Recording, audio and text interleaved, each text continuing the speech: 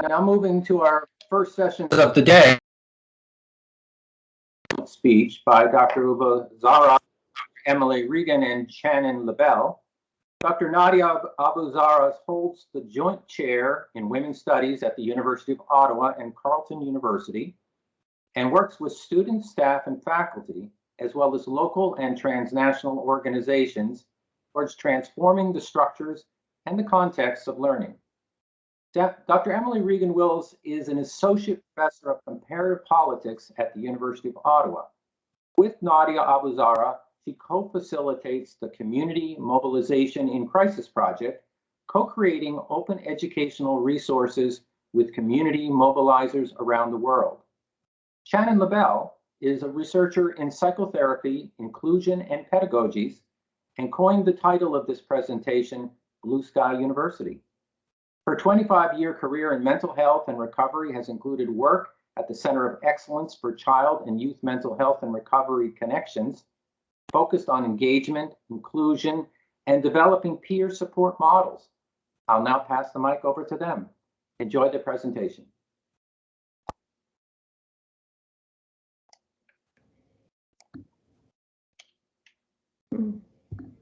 Thank you.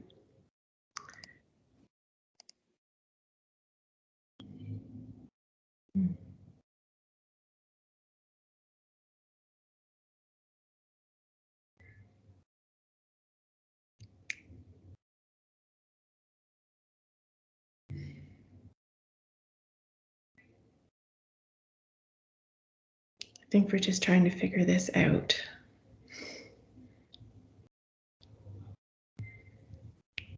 Will we be of any assistance? It appears that the camera is showing Emily instead of me, Shannon. I can see both of you, actually. Perfect. And now we have Tima here who helps me with everything. Nice. And can you see the slides on yours? I cannot. Are you sharing? So Emily is trying to share the screen of the slides while I present.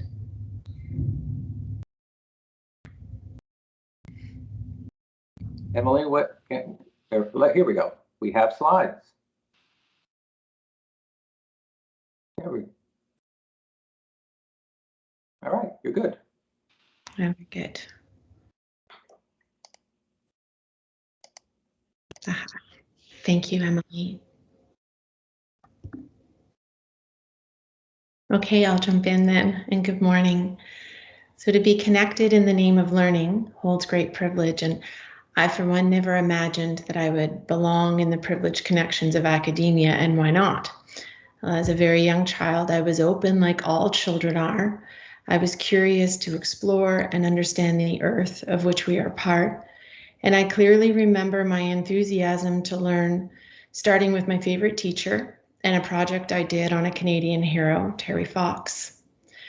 I also remember my father teaching me how to make a fire. I remember my grandmother teaching me how to cook and my mother's teachings on feminism.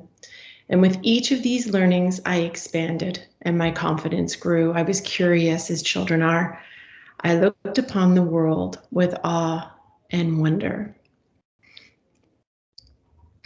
And we'll change the slide. And so now it's your turn. I invite you to remember your enthusiasm for learning. Take a moment to write down the name of a favorite teacher or subject that you looked forward to, a special teaching from family or friend, any time in learning that you access childlike wonder. Perhaps your wonder and awe resulted from exploring the earth or contemplating a theory or the heat from fire or the delicious taste of your first baking project. We have all experienced it somewhere, but noticing and recording this important way of being a learner is important because it transports us into blue sky learners. And what do I mean by that? Well, blue sky is an idiom describing a limitless creative way of wondering something. This way of wondering is used often when imagining what something might be like. It intentionally omits any challenges or obstacles. For example, I could ask myself the question, if I could do anything I wanted in my life, what would I do? This is an example of blue sky thinking. It's a way of being and learning that is childlike and open. It fosters rich dialogue between people. It strengthens the skill of peaceful and collaborative dialoguing. And ultimately, this way of being and learning with one another creates a state of belonging. And the potency of belonging is something that I am very interested in.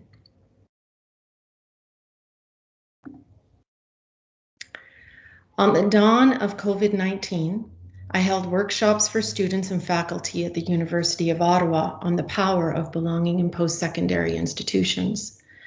I named the workshop Blue Sky University because part of our discussions focused on creating a pathway through the doors of a university where people found meaning, felt connected, were invited to contribute, and ultimately knew that they belonged. What would a blue sky post-secondary institution look like, and what would the path getting there involve? This type of questioning results in blue sky thinking. Imagine a post-secondary university built foremost on belonging. What would be different? The same? Who would be impacted? At which stage of the journey? What fibers of Blue Sky University already exist around us today, and can we strengthen them? Who would be impacted and at which stage of that journey? Can we weave them through the larger tapestry, and what might result from this? These were all questions that were explored, and then the contributions of the groups were recorded to inform central themes for a book that we are currently working on. There are 10 central themes, which we refer to as the main principles. These main principles are not new. In fact, they have been well written on in pedagogy. What is new is the way that these themes are intertwined with the wisdom offered from the groups. Wisdom stems from lived experience, and we are all experts by experience. This way of discovering meaning in our learnings is what Nadia refers to as backyard learning, and it is described as one of the main principles. Using my experience to offer workshops, write our book, and present today has offered great meaning to my experience. It honors the brilliance of different ways of knowing while validating our sameness and differences in a way that is connective and expanding. Breaking through the prison of my limits and self-stigma was necessary to be free. The experience of post-secondary education has shifted me, and I have grown. It has been more than a learning experience. It has been a healing modality. I have finished my undergrad and look forward to getting back in the classroom this September as I begin grad school. To dare to envision the potential of a life means to accept responsibility for its past and its future. To become aware of the forces that shape me meant I no longer had excuses. If I chose to stay small, I did so with knowing full well that there was more expected of me. And once I was ambushed with this knowing, I could not sit idle. Once I arrived at this place, while distanced from my old self, a different heartache set in. I grieved for all that I had believed I was while I lived under a veil of lies. The blue sky principle of not knowing was described by my lack of exposure to educated people, the expectations that I would never pursue post-secondary studies, and my own beliefs that I was not smart enough and did not belong. On a systems level, it's demonstrated by the lack of relevant voices to shape theory, curriculums, and student supports. The truth is that when I arrived at school, and when any other uneducated person arrives at school, we don't know how to learn. I did not have the necessary learning skills required of university students, and I wish I could share with you a transferable recipe of sorts to pass on to others. However, here's another truth. My entire academic journey thus far has been peppered by the most unexpected allies. I have no explanation for the way people came in and out of my life at the most opportune moments. School for me has been exactly like that. Another of Blue Sky's main principles is belonging, and for me, I felt it through the people who supported me, the small classrooms and mature student population at my university. I also felt it through the spiritual inclusiveness of my university, another of the Blue Sky principles. My university offers space for spiritual practices of all kinds, and they were encouraged. And this moves a community beyond increased tolerance into one of belonging. I have benefited from my chance privileges and now worry that others may not. And so we need to change the system so that it works for everybody. My full membership to the Academia Club was first obtained by hiding who I was, and then working to be the best at the best curriculum, designed for the best by the best, or at least so I believed. But of course, I couldn't possibly be the best, could I?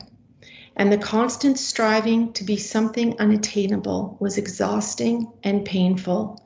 It amplified the feelings of not good enough and not belonging.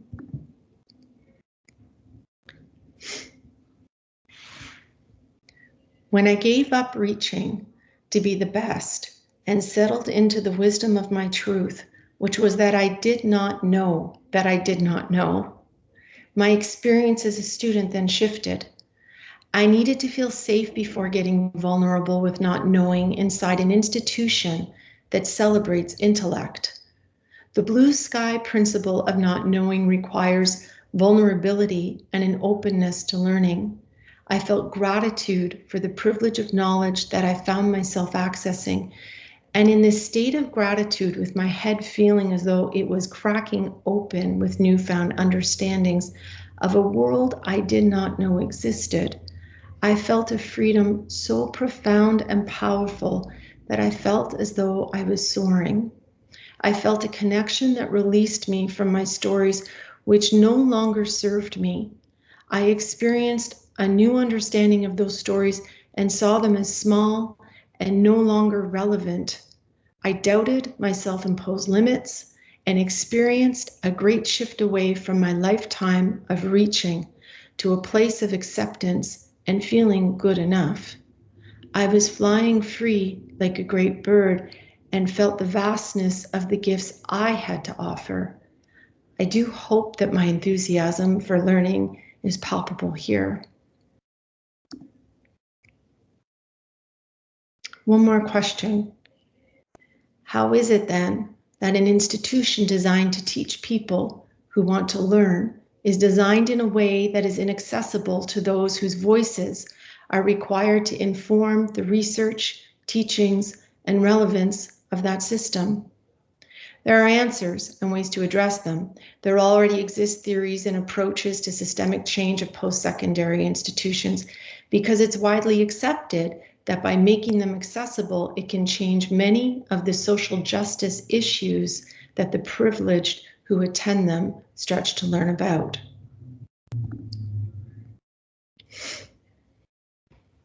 This is my daughter Sarah and I.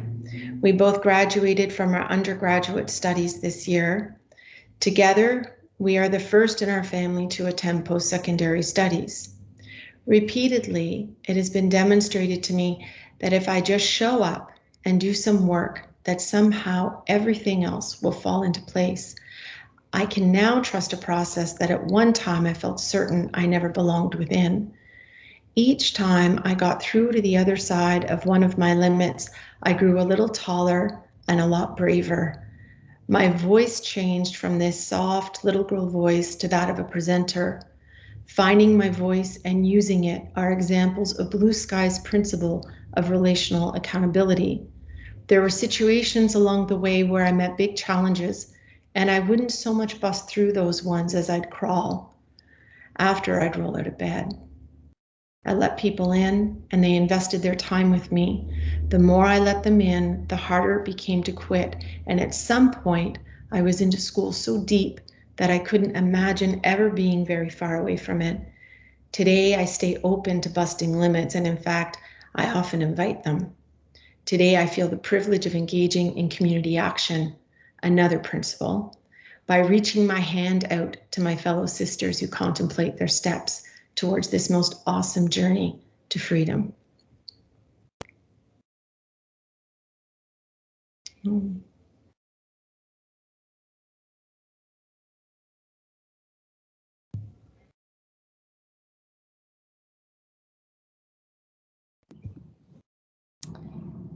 Okay, so I think I'm taking the next part of the presentation. Hello, everyone. I'm Emily, and my background I chose for today is a photo I took of the sea from Beirut, and I'll be talking about Lebanon a little in my presentation.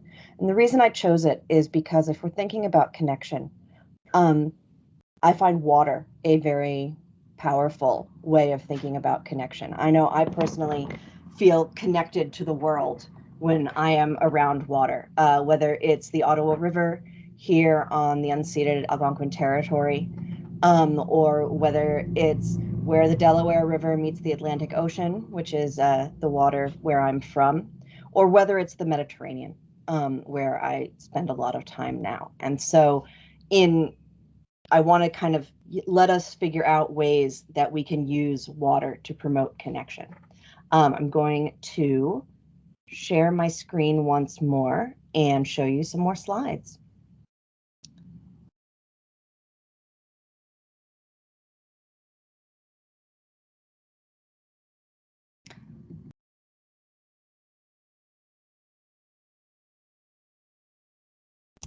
So the project that Nadia and I work on is called Community Mobilization in Crisis. This is one of Nadia's many projects, and it's very close to both of our hearts.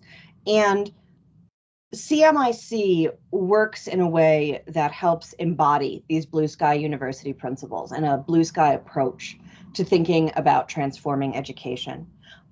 It predates the work that Nadia and Shannon are doing, and I think it kind of helped both of us crystallize our notions of, if we are going to try to use universities and post-secondary education and transform it and use it as a force for good in the world, how do we think about this? And the answer is with as open an attitude as possible and a big picture view.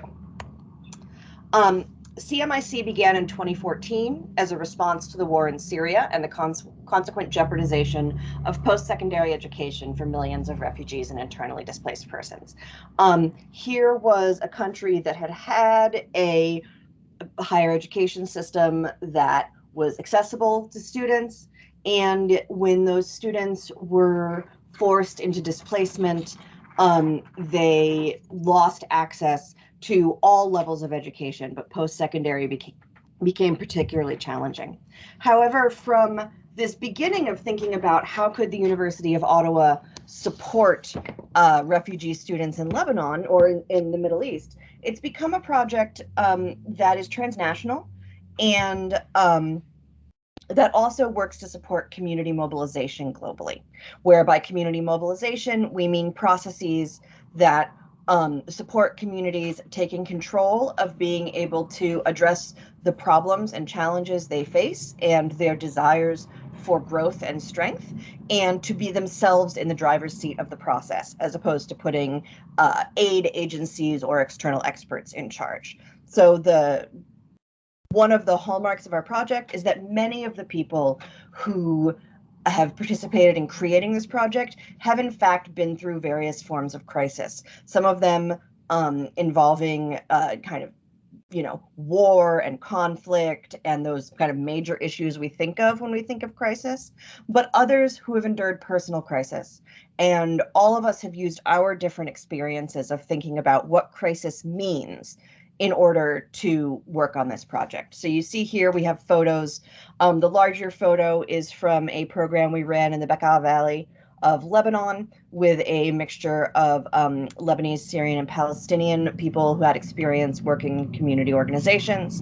The top photo is from a pilot that our friends at Youth Speak ran with our materials in Dahuk in the Kurdistan region of Iraq.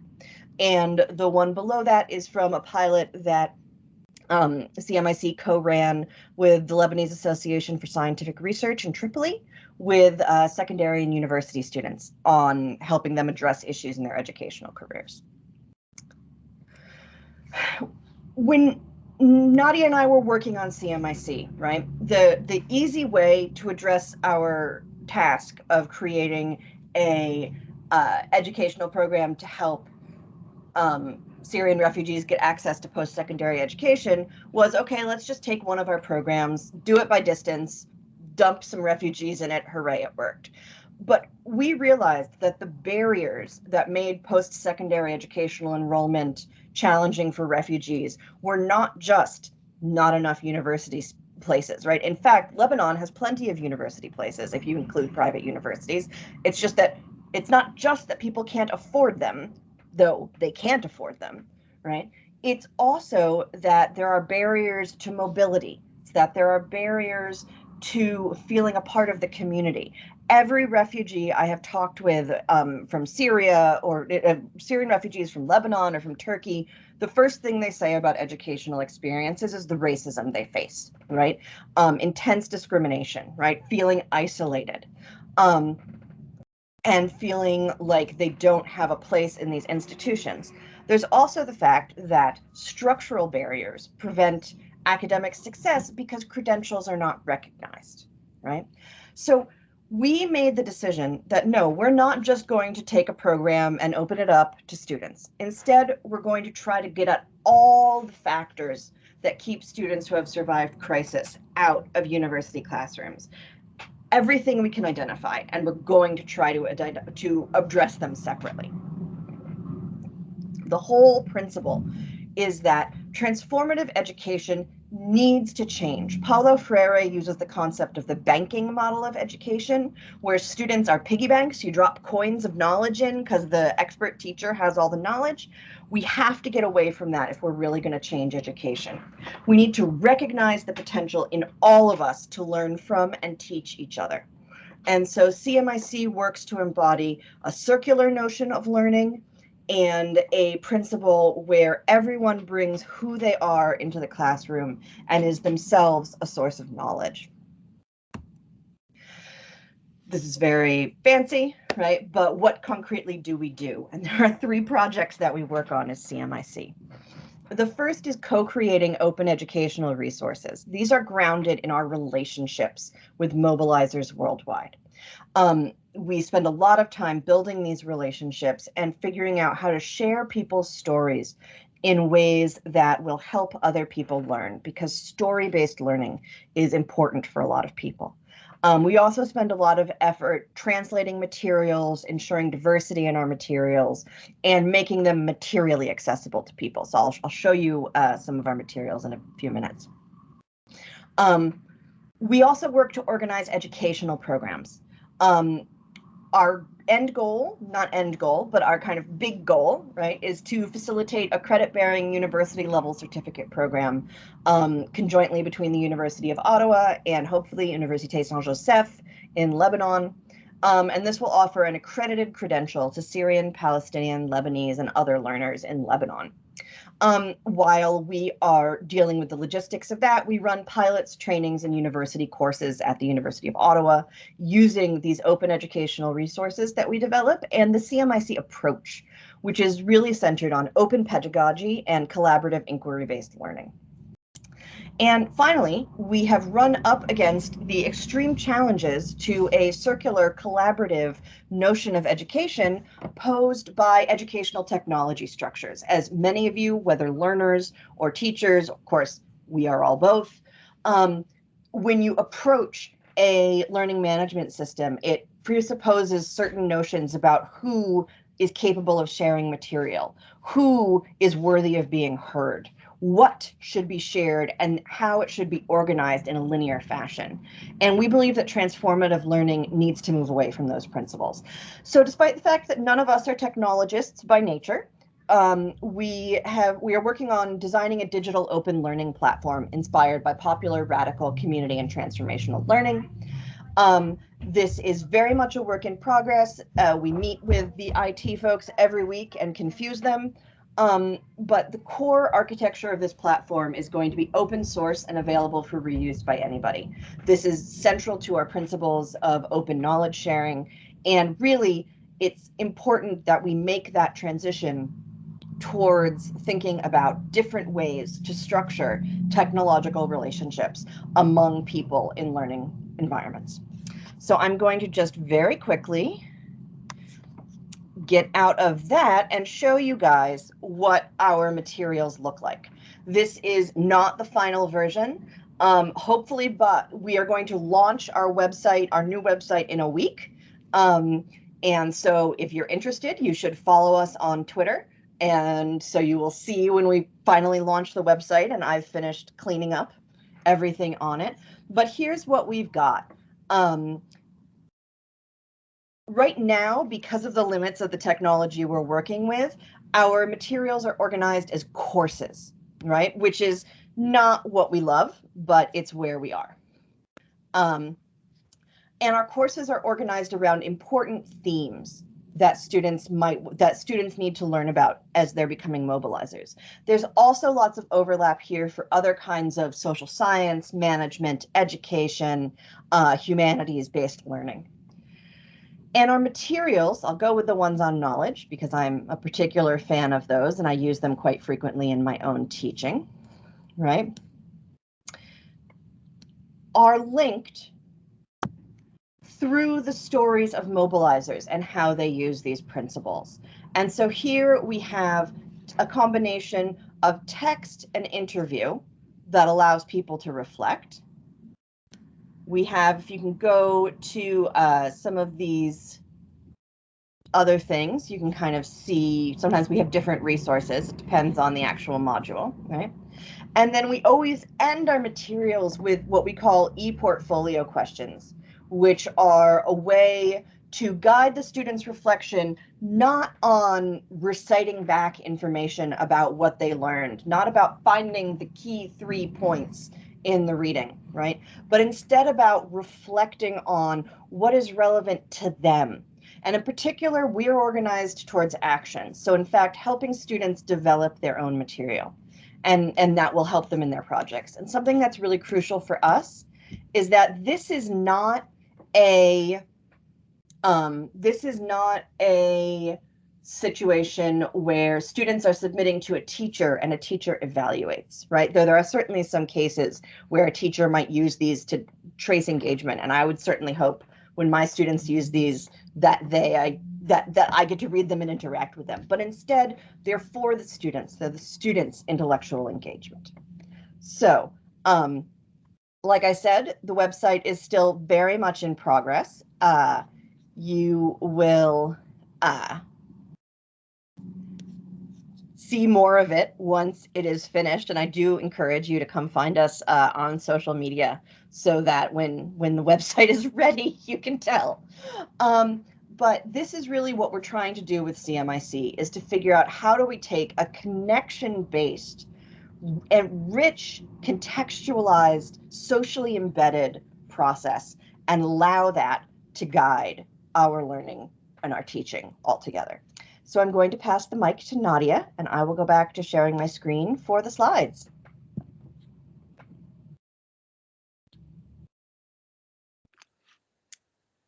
Thank you very much.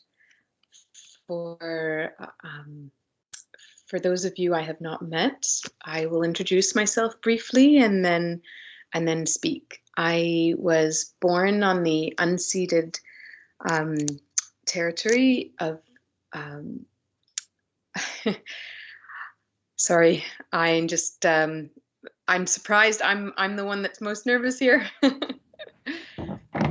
So I was born on Haudenosaunee territory, and the territory of the Wendat people, and I was raised by a British mother and a Palestinian father, and that is a big part of why I want to share with you from all around the world the ideas that come together about post-secondary education that stem from an understanding of colonialism, both as a settler in Turtle Island and as a Palestinian who has seen the consequences on everything, including education, of many many years of colonialism. And the image here is going to come a little bit later. I'm going to speak informally but until I come to the image that you're seeing at the moment. And I wanted to welcome you into the idea that we can all change our post-secondary institutions to return to ways of knowing that are healthy, ways of being and ways of doing that are healthy. And I wanted to acknowledge in this and some of the other slides, some of the teachers I have learned from, and to acknowledge that I tread a path that many people have been treading for quite some time.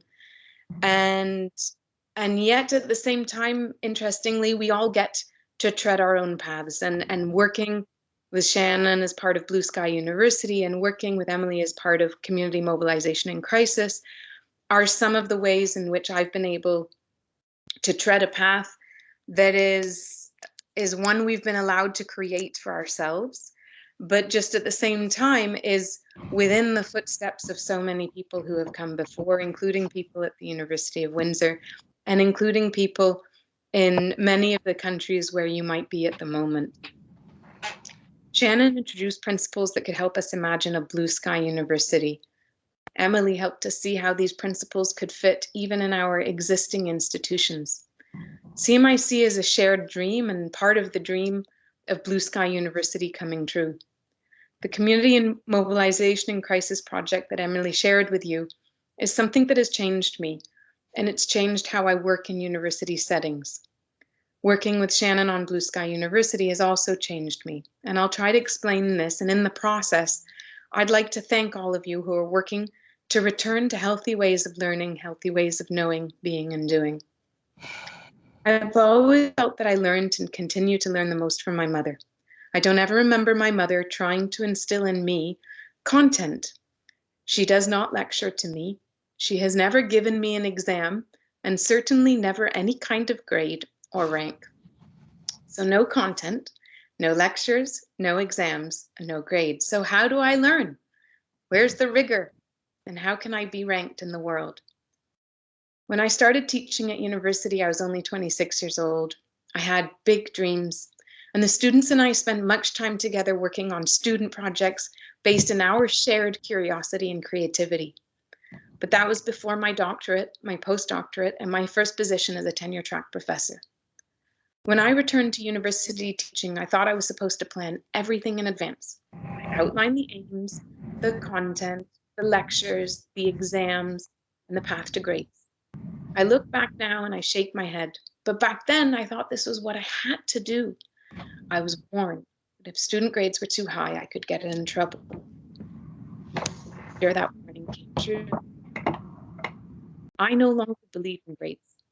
I no longer believe.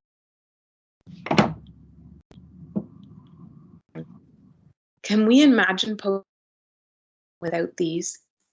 Many people can, and their writings and works inspire me, and many others. I cannot, in the short timing of a presentation, all that I would love to share with you. In other words, I can't give credit to all those amazing works of people who have gone before me. And Emily, if there's another slide, if we could please switch over.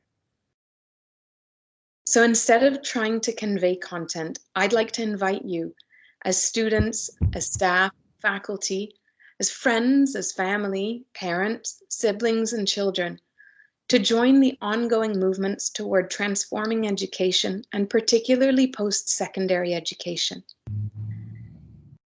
And if I can be didactic and instructive, I would say start with your backyard. Make meaning out of your own experiences, out of your loves and your fears, and then bring that meaning to others.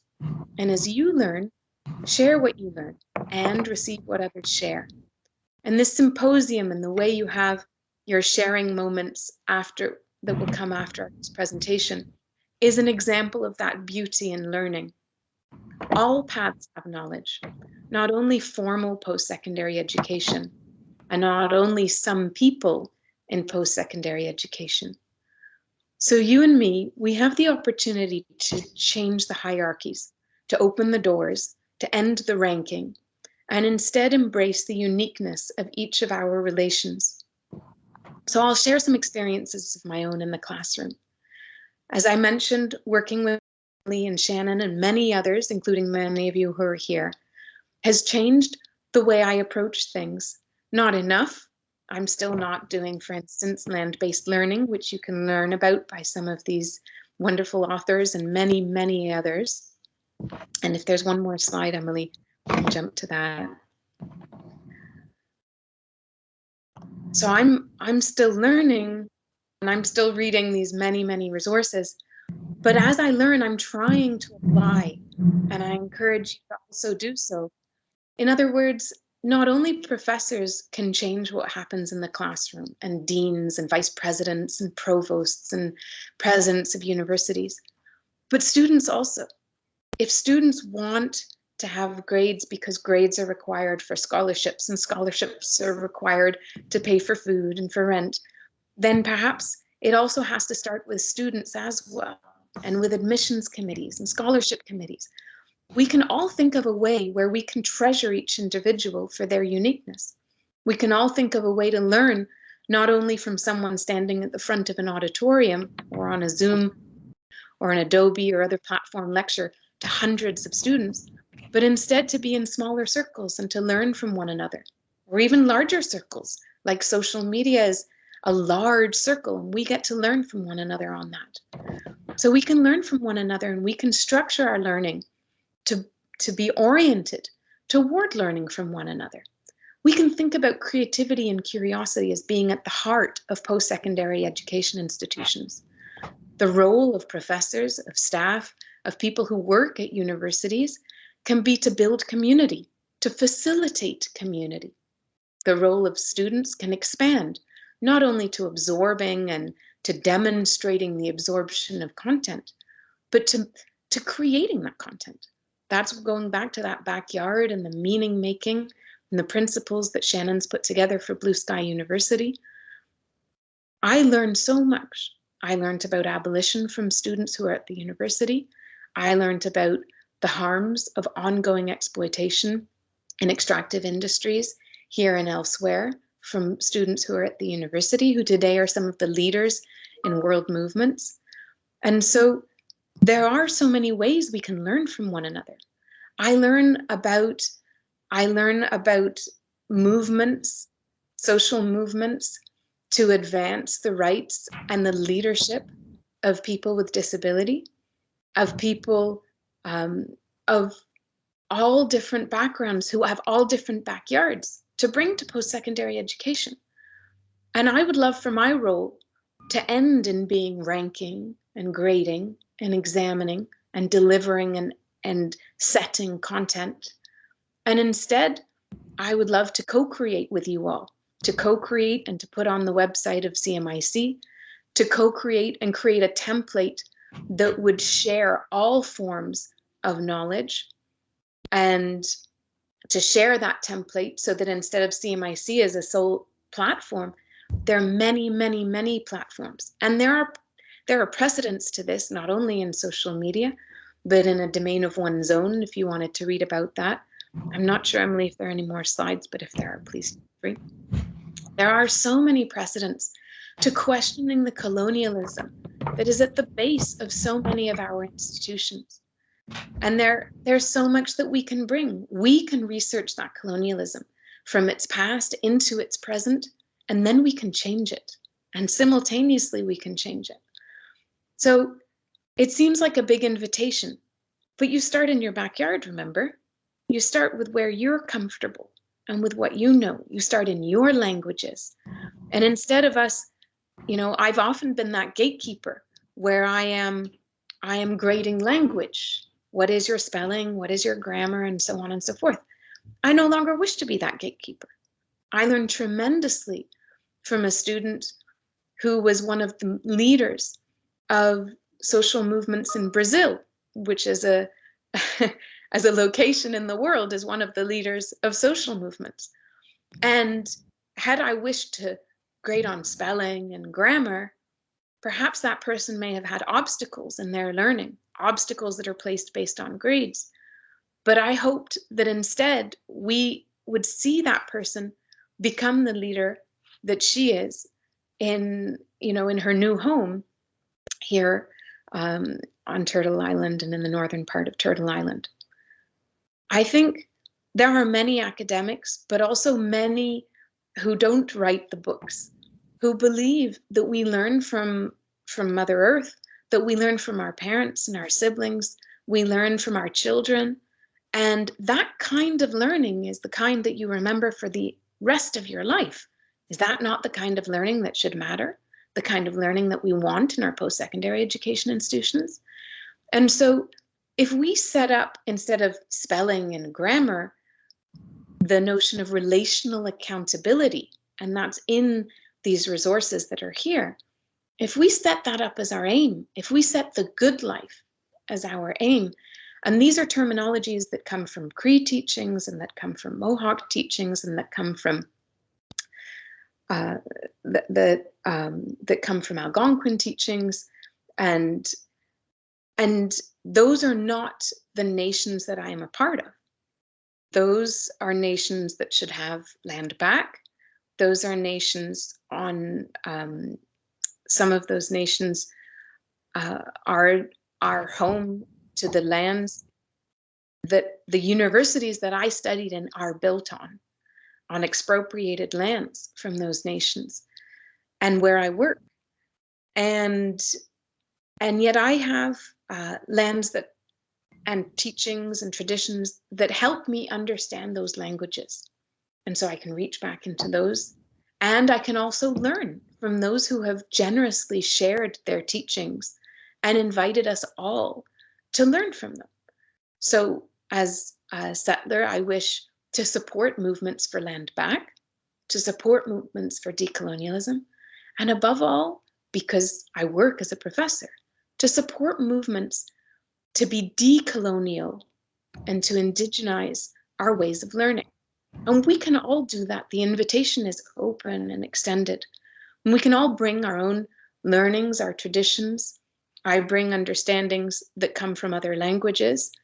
And I think of those each day. And I bring that in to where I share with students and where I hear from students. And in that way of being genuinely nervous, and in that way of being vulnerable and being frank, I think we can open a way that we can learn so much more, so much deeper, and we can gain from what people have worked for years to try to encourage us to do. And so it's a tip of an iceberg.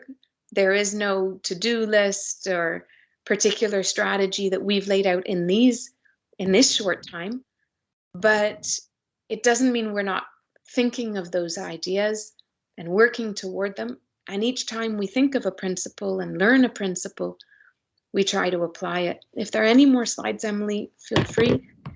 I'd like to close and to open for questions. This is one other example of the ways in which the movements are moving forward. And it's amazing to step into those enormous footsteps. And this is a shout out to all who are making the environment of the post-secondary institution one that is more welcoming, in which we all belong. And I suppose a particular thanks to those who have organized this symposium, because it is exciting to see 600 people learn from one another mutually. So thank you very much. And we look forward, Shannon and Emily and I all look forward to your questions.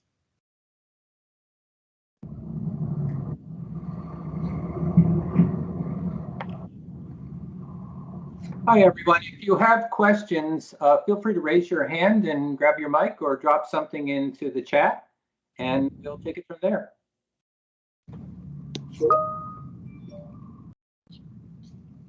And it looks like maybe we have Louisa.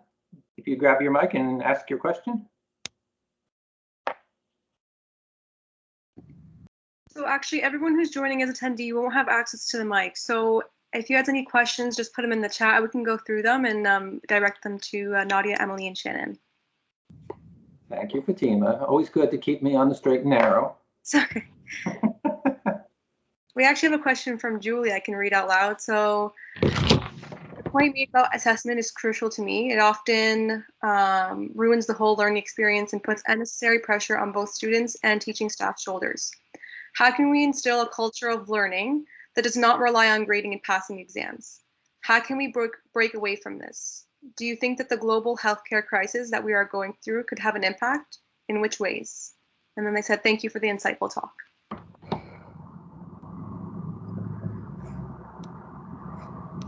Happy to field that one, and Shannon and Emily, if you want to jump in.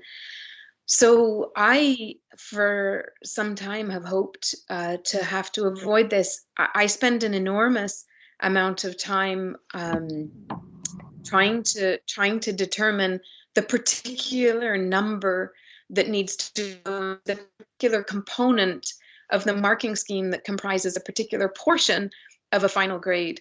And I greatly enjoy, I love reading and providing feedback.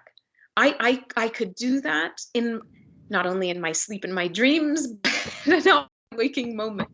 I love feedback. I love sharing. I love responding and enthusiastically, sharing whatever I can to help someone else, expand and enhance the project that they're already in.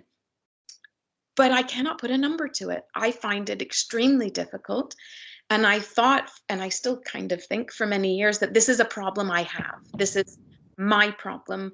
I need to try to figure out why I have a problem placing numbers on it.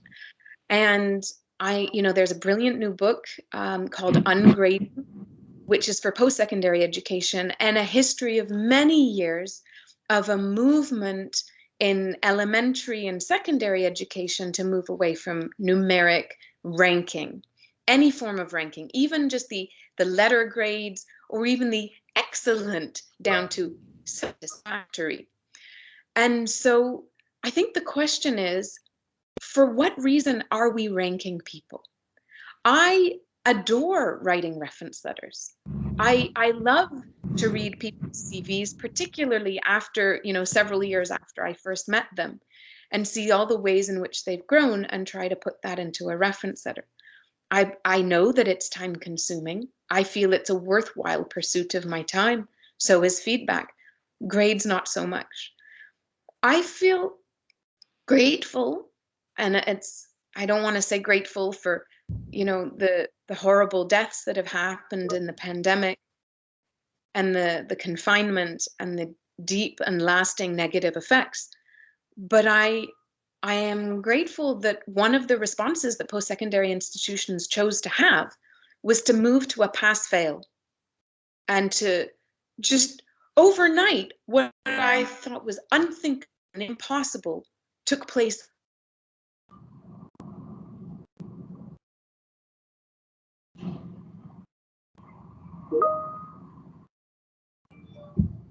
And started thinking more in well-being and mutual aid and community organizing.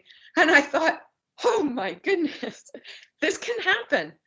So why is it only for the pandemic? I think the pandemic, that it can happen and the sky will not fall. And so I think we can take it from there. I'll mute myself in case others wish to speak, and I can see so many other questions. Thank you, Nadia. Did anyone want to add to that, or? Awesome, thank you. So another question we have here. In your work, in what ways do you also explore diasporic generational trauma? I'm thinking in terms of quotation carryover from migrant generations and perceptions of quotation belonging. In post-secondary settings for first-generation post-secondary students born outside of the homeland. And then they also add, I recognize that all these words in quotation marks have their own complexities and challenges. And Victoria also says, shukran, thank you. So I love this question, Victoria, and thank you for bringing it to us. I think one of the things that for me has been so wonderful about teaching at the University of Ottawa is that we have diverse students, whether international students, whether students whose families have been in Canada for, 5 years, 10 years, 100 years, students who are Indigenous to this territory and the other territories of Turtle Island. And so having a mixture of students with these different backgrounds is important, but everybody's journey into that classroom is going to be marked by their personal history and their family's history that they pass on, right? This generational trauma that you're talking about. And I think it's important to realize that all of us have been located in colonial, patriarchal educational institutions because that's what we have, right? That's the society. Whatever version of it exists where you or your people are from, you're in some of that, right? Your some system will have taught you that, and that was the way to behave, right? And so people carry the educational baggage first of what their family's experiences of education were, second of how they've been treated in an educational system. And so what's so important is when students come into the classroom carrying this, right? Carrying their parents' dreams, or carrying their parents' fears, or carrying their own, the fears that and the limits that were put on them by teachers in primary and secondary school. What we have to do as instructors is say who you are and what you think is important. I don't want to know what other people think you should think. I don't want to know what the right answer is. I want to know what is true for you. I want to know how you approach this question. And I find that when you let students make their own choices, choose and guide what's interesting to them, and help work through the problems that they're thinking about, right? Then you end up with students who are engaged, students who are excited, right? Students who, whatever parts of their education were challenging for them, or whatever skills they are still building, are engaged in the process and actively build those skills, as opposed to trying to just get through the system to get a credential, right? Moving away, or who accept the limits that the system has already tried to put on them. So the more support and autonomy you can allow students, the greater their ability to transform what they're doing will be. Awesome, thank you. We've also, just between the questions, there's a lot of positive feedback. Everyone's saying fabulous presentation. They thought the speech was very inspiring. Someone is asking, Nadia, can you expand on the no grading mentality and the process students may have to go through to also recognize the value of learning for learning? I think what is not what are we removing, but instead thinking of what are we adding.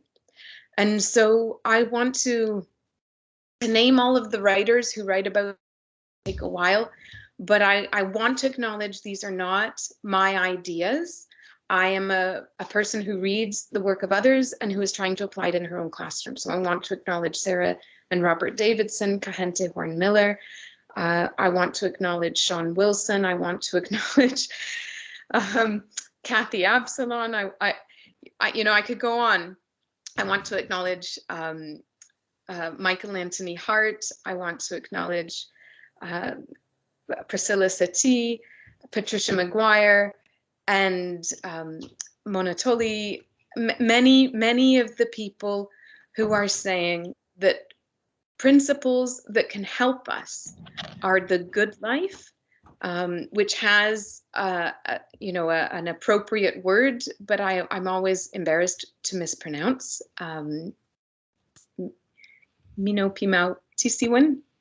And so and my apologies for mispronouncing. So the good life, which in languages that I know has other phrasing, and and relational accountability, which again has other wording, and I simply encourage you to read some of the works of those authors. Renee linked later. I forgot to mention many others. So I want to talk a little bit about each one, again, as someone who borrows these principles rather than someone who necessarily wrote about them. So the good life is an aspiration that, and if I want to put my own spin, so now this is the way I interpret it, not the way people have intended it. It is an aspiration that we wish to live in balance and we wish to have healthy relations.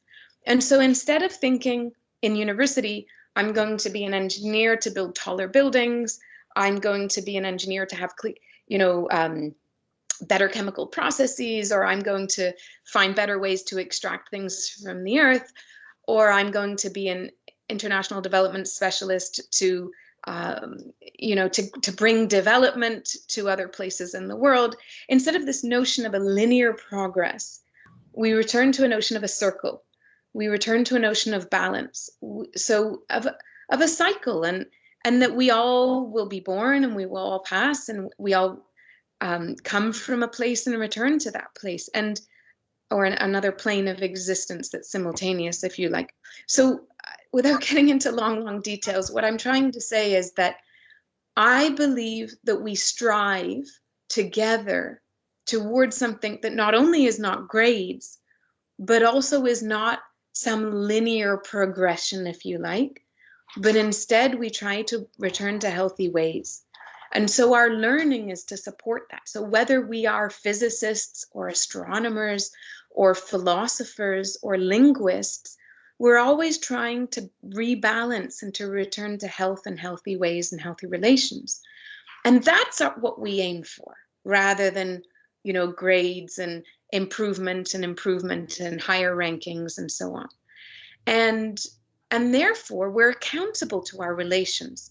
So in the classes that I've been, working on for recent years, I've been privileged to witness mobilizations using some of the CMIC materials to learn about how to mobilize, and using people's own experiences and talents and strengths.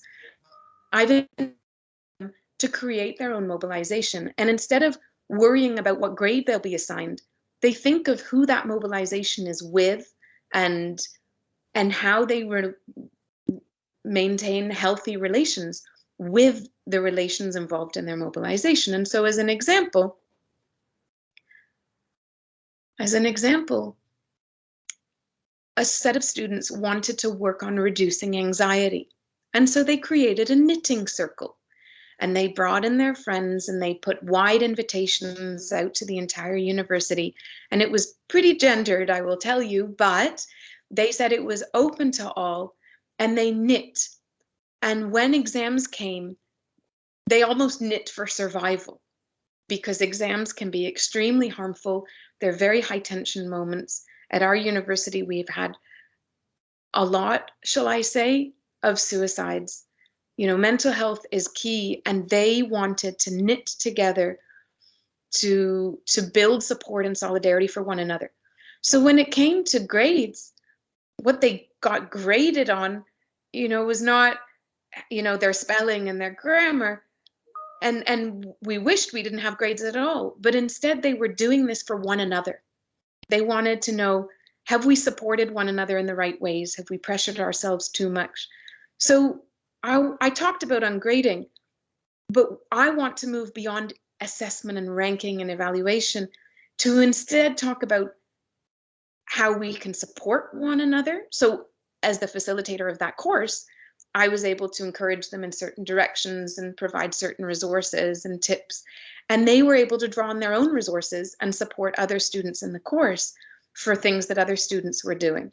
So it was very much horizontal, and their goal was that relational accountability and that good life. I don't know if that helps, but if we think of removing grades not only as a removal, but also as an addition of the good life and healthy relations and relational accountability, then we can move forward that way, I suggest. Thanks. Thank you. A comment I just want to mention, just because I thought it was interesting. Someone saying how they no longer mark students' papers and projects. They just respond to work, and final grades are negotiated between students and the professor. Just want to say that how some of the concepts you guys mentioned, they're actually already being implemented in other places. So that's really amazing. And then just one more question before we end off the session for today. Where education is a privilege in our global economy, how can we eradicate the urgency of scale in education, which is often in direct conflict with many of the things that were mentioned in the beautiful speech, The Blue Sky Dream?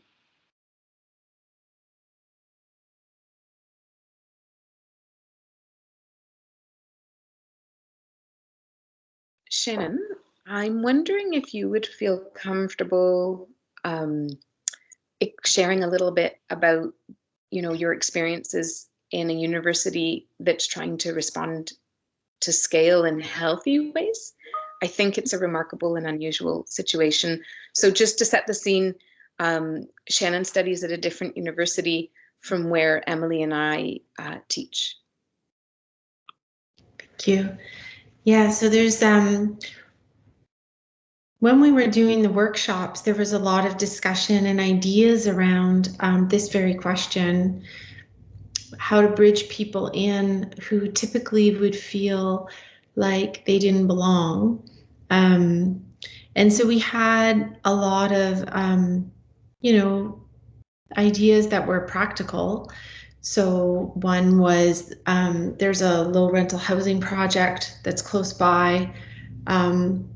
And could there be some of the ecology studies in that park? So when the kids are walking by, they're exposed to university, or there's a community center, right there. Could there be university classes there? And could there be childcare available for moms or dads who want to attend? The list of ideas around how to burst out of the privileged institutional housing is long. There were lots and lots and lots of ideas. I have the privilege of attending a university that is really small. It has a mature student population that is extremely diverse. And as I mentioned, there's an alternative or a spiritual dimension to the university that I'm in that's encouraged. So, some of it is the small stuff, like Nadia talked about, the knitting circle. There's yoga, there's breathing techniques, and these things sound small, and then there's one more thing I just wanted to share too, before I move on to that one, is you never know when you're the one. Like, every contact with a student or another faculty member or administration, every contact is an opportunity to bridge somebody in, to make a difference, to put somebody at ease who feels like maybe they're out of their element. And when I started school, I didn't know what a syllabus was. I had no idea. I didn't know I was supposed to order books. I thought for the price that that OSAP had sent the university, surely the professor was going to give me some books and paper. So these were things that I felt stupid about. But because I was in such a cool university, I was amongst others who had to borrow their laptops from the university, and there was a program for that. So all of these things, when we start brainstorming and using blue sky thinking, all of these things, we don't have to look very hard at examples where some of these things are already happening. And I know that probably didn't address your question possibly in the way that is like big scale, but these changes are small, aren't they? Like, for us to make these things changeable, we have to look at ourselves and what we can affect. And then that goes out from there. So it's it's a bottom up approach instead of a top down approach. Thank you. Thank you so much. I guess we'll just wrap it up here. It's 11:15. And I'll let Dr. Smith take over. Thank you very much, Fatima. By the way, just a warm welcome to Fatima to the meeting here. She has been our conference coordinator, and she's done a marvelous job. And I hope you get a chance to chat with her as we go through the event.